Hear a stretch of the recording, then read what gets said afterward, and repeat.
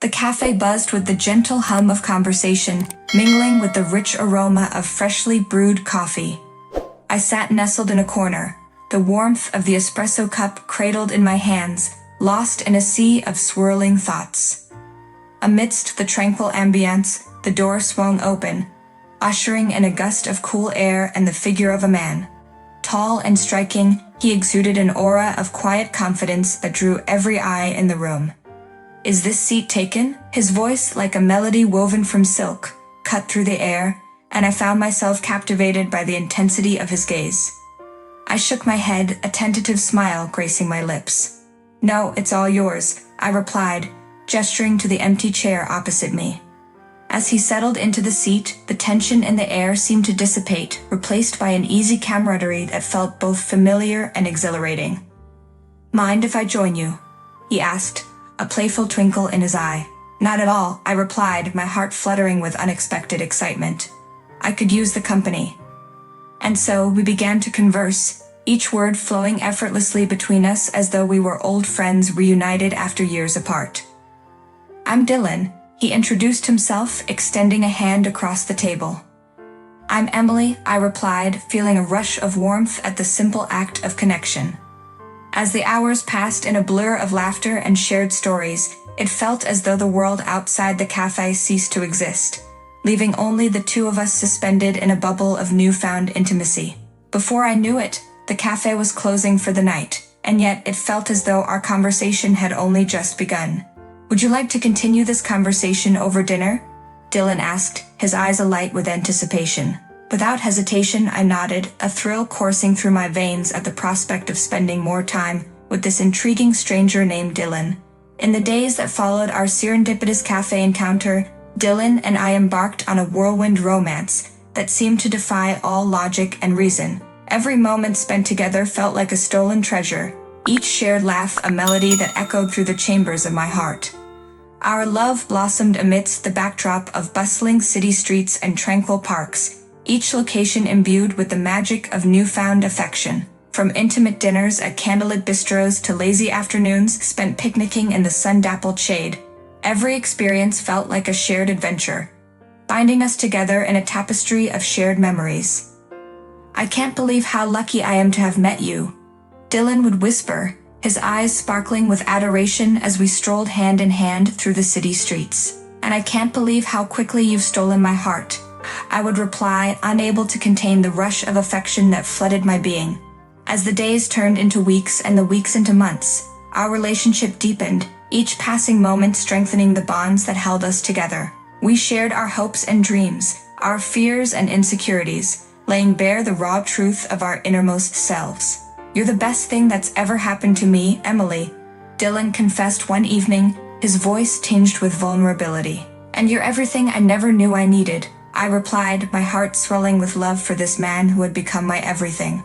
But amidst the heady rush of newfound romance, a shadow loomed on the horizon, threatening to cast a pall over our idyllic existence. And as we would soon discover, the greatest challenges lay not in the trials that lay ahead, but in the strength of our love to withstand them. As the whispers of wedding bells grew louder in our ears, so too did the voices of doubt and uncertainty.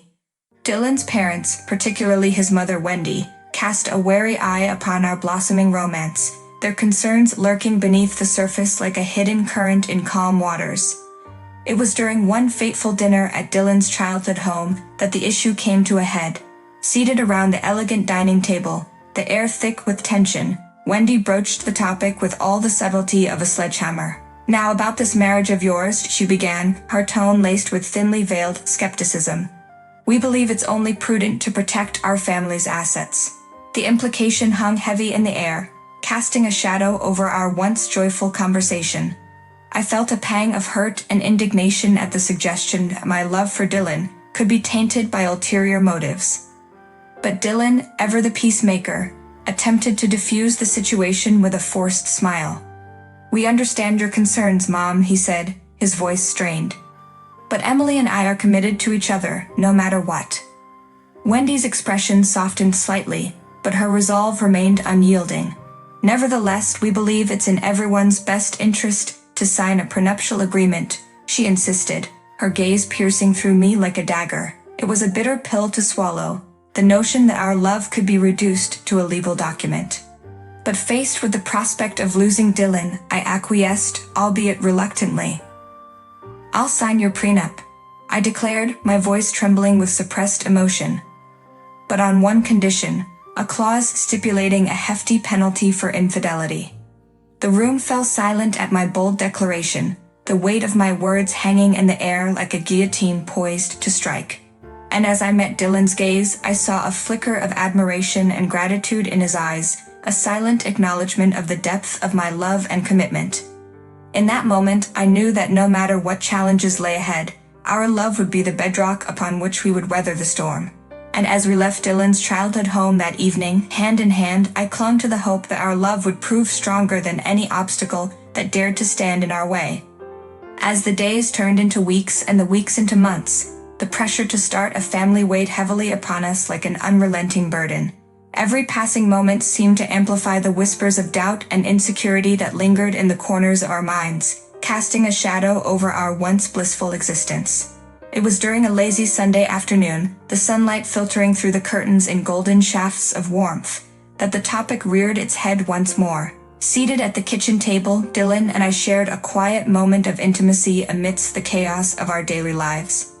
"Emily, we need to talk," Dylan began, his voice tinged with a hint of apprehension. I looked up from the newspaper I had been idly flipping through, sensing the gravity of his words. "What is it, Dylan?" I asked, my heart fluttering with a mixture of anticipation and trepidation. "It's about starting a family," he confessed, his gaze fixed on mine with unwavering intensity. "I know we've talked about it before, but I think it's time we face the reality of our situation." The words hung in the air between us like a heavy fog, enveloping us in a shroud of uncertainty. I felt a knot form in the pit of my stomach, a silent acknowledgement of the challenges that lay ahead. "It's scary, isn't it?" I admitted, my voice barely above a whisper. What if we can't?" Dylan reached across the table, his hand finding mine in a gesture of silent solidarity. "Then we'll deal with it together," he vowed, his eyes filled with a quiet determination. "But we won't know until we try, right?" I nodded, a mix of nerves and love coursing through my veins. Famous last words, "Babe," I joked, a feeble attempt to lighten the heavy atmosphere that surrounded us. But even as we shared a nervous laugh, I couldn't shake the feeling of apprehension that gnawed at the edges of my consciousness. The road ahead was fraught with uncertainty, but as long as we faced it together, I knew that we would weather the storm come what may. As the specter of infertility loomed over us like a dark cloud, doubts and insecurities began to gnaw at the edges of our once unshakable bond. Every failed attempt to conceive felt like a dagger to the heart, each negative pregnancy test a cruel reminder of our dashed hopes and shattered dreams. But amidst the relentless onslaught of disappointment, a new threat emerged, hidden beneath the surface like a serpent lying in wait. Dylan's behavior grew increasingly erratic, his once familiar routines punctuated by unexplained absences and cryptic phone calls. It was during one such evening, as we sat in the dim glow of the living room, that I first noticed the subtle shift in Dylan's demeanor. His phone buzzed incessantly, each notification a dagger to my already fragile heart. "Is everything okay, Dylan?" I asked, my voice tinged with apprehension as I watched him fumble with his phone. He looked up, his expression guarded. "Yeah, everything's fine," he replied, his voice strained. "Just work stuff, you know how it is." But even as he spoke, I couldn't shake the feeling that something was amiss. The tension in the air hung thick between us, a silent acknowledgement of the growing chasm that threatened to engulf our once happy home. Days turned into weeks, and still the doubts lingered like a festering wound that refused to heal. I found myself consumed by a sense of unease, my thoughts plagued by the nagging suspicion that Dylan was hiding something from me. Unable to ignore my growing sense of apprehension any longer, I made the difficult decision to confront him, steeling myself for the inevitable confrontation that lay ahead. "Dylan, we need to talk," I began, my voice steady despite the turmoil that churned within me. He looked up, his eyes widening in surprise at the seriousness of my tone. "What is it, Emily?" he asked, his voice tinged with concern. I took a deep breath, summoning every ounce of courage I possessed. I need to know what's going on, I confessed, my voice barely above a whisper. I can't shake the feeling that you're keeping something from me. For a moment, there was silence as Dylan stared at me, his expression unreadable. And then, in a voice barely above a whisper, he spoke words that shattered my world into a million jagged pieces. I'm sorry, Emily, he confessed, his voice thick with emotion. But there's something I need to tell you. The air crackled with tension as I stood on the threshold of our once happy home, the weight of Dylan's confession hanging heavy in the air like a dark cloud. Every fiber of my being screamed for answers, for resolution, for closure. Dylan, please, I pleaded, my voice trembling with suppressed emotion. You have to tell me the truth. He looked up, his eyes filled with a mixture of guilt and regret. I never meant to hurt you, Emily, he confessed, his voice barely above a whisper. But I've been unfaithful. I've betrayed your trust, and I don't know how to fix it. The words hit me like a physical blow, the pain searing through me like a white-hot flame. For a moment, I felt as though the world had been ripped out from beneath my feet, leaving me adrift in a sea of uncertainty and despair. But amidst the chaos of my shattered reality, a flicker of defiance ignited within me, a steely resolve to reclaim my dignity and self-respect.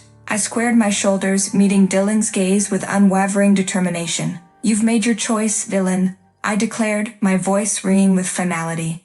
And now I'm making mine. With that, I turned on my heel and strode out into the night, leaving Dylan standing alone in the ruins of our once happy home. The weight of his betrayal hung heavy in the air, a palpable reminder of the shattered dreams and broken promises that lay scattered in its wake. But even as I walked away, a sense of liberation washed over me like a cleansing tide, freeing me from the shackles of a love that had turned toxic and poisonous. In that moment of clarity, I realized that I was stronger than I had ever imagined, capable of weathering any storm that life dared to throw my way.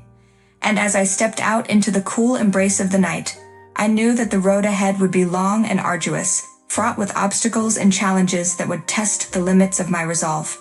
But armed with the knowledge that I had faced my demons head-on and emerged victorious, I felt a sense of peace settle over me like a comforting blanket, guiding me towards a brighter tomorrow filled with hope and possibility. In the aftermath of the storm that had torn through my life, I found myself adrift in a sea of uncertainty, the once familiar landmarks of my existence, now obscured by the fog of heartache and despair.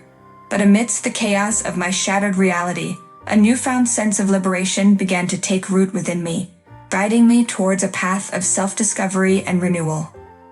Alone in the quiet sanctuary of my new apartment, I embraced the solitude that surrounded me like a comforting embrace, relishing in the freedom to chart my own course and forge my own destiny.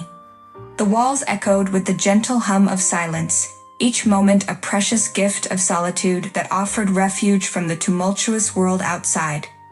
With each passing day, I found solace in the simple pleasures of everyday life, savoring the small joys that had once passed unnoticed in the whirlwind of my former existence. The scent of freshly brewed coffee lingered in the air, a comforting reminder of mornings spent lost in quiet contemplation, while the soft melody of a familiar song danced through the halls, wrapping me in a cocoon of warmth and nostalgia. But amidst the tranquility of my newfound solitude, a sense of longing began to stir within me, a quiet yearning for companionship and connection that refused to be silenced. And so I ventured out into the world once more, my heart open to the possibility of new beginnings and second chances. "Excuse me, miss?" A voice called out from across the crowded cafe, drawing me out of my reverie. I looked up, my eyes meeting those of a stranger seated at the neighboring table. "Yes?" I replied, a flicker of curiosity dancing in my gaze. He smiled, a warm and genuine expression that lit up his features. "I couldn't help but notice you sitting here alone," he confessed, his voice tinged with empathy. "Mind if I join you?" For a moment, I hesitated, the ghosts of my past whispering caution in my ear. But then, with a silent nod, I welcomed him into my world, embracing the possibility of a new connection forged in the fires of shared experience and mutual understanding. As we sat together, lost in conversation and laughter, I felt a glimmer of hope ignite within me, a beacon of light guiding me towards a future filled with promise and possibility.